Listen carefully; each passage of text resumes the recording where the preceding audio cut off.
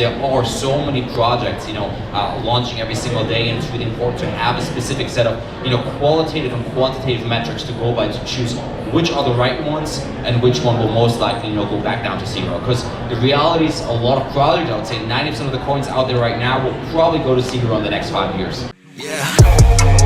This my note if I die. Think I tried to write this song 370 times. I can never say this, but I think I think. For a reason that's so much bigger than me.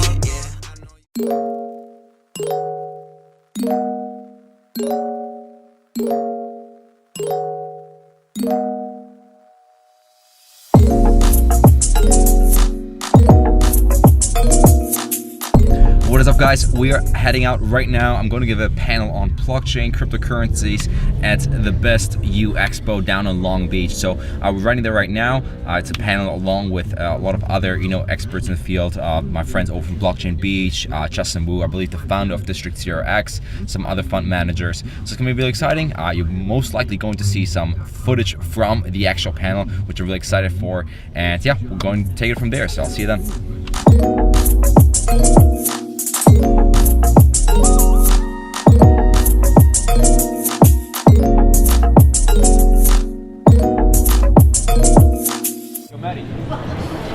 Most of us spend most of our lives What's up, handsome? How you doing? feeling like we are the thinker of our thoughts. Where is this thinker? How, in simple terms, can people out here in the world get involved? What's your advice for them?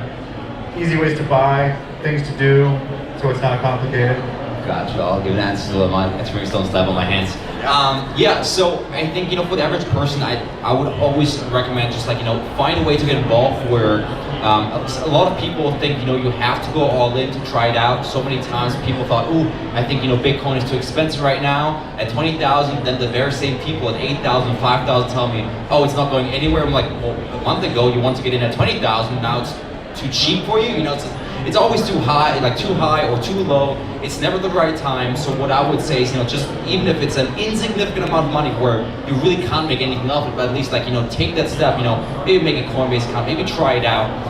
Because what I've observed so far is that most people, start with the big ones, and once they're comfortable with them, they go on the next exchange, that they try out the next altcoins to really familiarize themselves. Because a lot of what Justin said just now, might seem like a little bit over the head, where you think, what does even infrastructure tokens even mean?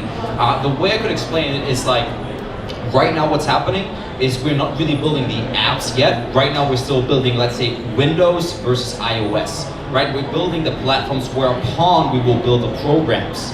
So, because a good example, if you would build an app, for example, let's say on EOS, on Neo, on Ethereum or whatnot, it turns out, it's kind of like Blu-ray versus HD DVD back in the day, where one of them will die out and Blu-ray will become the standard.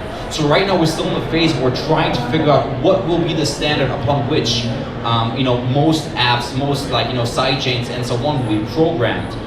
So it's really important, if you want to become an investor in this space, if you want to invest yourself, really understand, how does technology work, and you can really do that, if you give yourself a week, a couple of days, really just do a deep dive. I promise if you actually take the time to understand, you'll be kind of head over heels into this, because it will be amazed at what's possible in this industry. There are so many projects, launching every single day, and it's really important to have a specific set of, qualitative and quantitative metrics to go by to choose which are the right ones and which one will most likely, go back down to zero. Because the reality is, a lot of projects, I would say 90% of the coins out there right now will probably go to zero in the next 5 years. But the ones that stay around, they will easily 100x or more in the next years.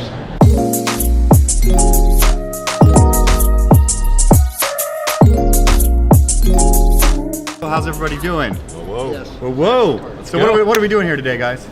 We just had an awesome panel, talking about the future of blockchain and really, bringing blockchain mainstream, because, it's one thing, getting all the techies involved, but it's another thing to get, the average person involved, a lot of people that can really take it home with them and then to spread the word. That's right, we're trying to simplify it. Put it in simple terms like an 8-year-old can understand.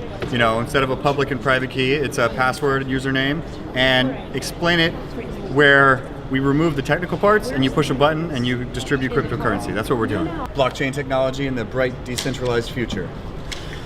There's a way that we can escape out the fiat money, but we gotta start it from within. It's the algorithm, my friends got the rhythm. It's like the synonym for breaking out the God vibration. It's the blockchain coming right, type of insane vibe coming from the algorithms. And we can't program ourselves, deprogram, uninstall the things that no longer serve us. My man needs a little bit of money from the hedge fund, he got it. Plug it in right in the socket, plug it in like General Electric, hooked up cause we got it. And we're here to bring the finance. People are sweating, losing lots of water, but the hydration from my boy down there got him. Infused with a little colloidal gold, bring it to you straight from the soul. Alright, is that enough? That's good, thank you. Ow! Please don't. Awesome. Because every single year, you know, like our every 2 years our computing power doubles, and you know it's becoming exponential now, where you know we soon have the computing power to to replicate the human mind. Where like in the past, so for example, my dad, when he was like in my age, for example, a little bit older than my age, it would take an entire room this size to maybe have 2 megabytes of computing power, right? That's right. Now in a phone, you have more technology than I think NASA had like a few years ago, like in the 60s. In the 60s, when NASA put people on the moon, they had less computing power than our smartphones have now. So it's pretty amazing to see where we're going to go in the next 5 years, because in the last 5 years, we've completely changed transportation with all the rideshare companies. Now people think taxi and they're like, that's old. Like, why would I waste my money on a taxi when I could go with a friendly human that is way cheaper, right? I mean, people joke about like in the past, like, don't go to college with strangers, you know, like to the kids. And now they're like, oh, don't let your friend drive. He has no experience. Go take an Uber. Right. So that gives me a lot of faith that people will adopt the autonomous self-driving cars pretty quickly. Yeah. Even if they say they won't, the first time they ride in it and they feel how safe it is and they see that all the traffic is going at the same rate and there's no accidents.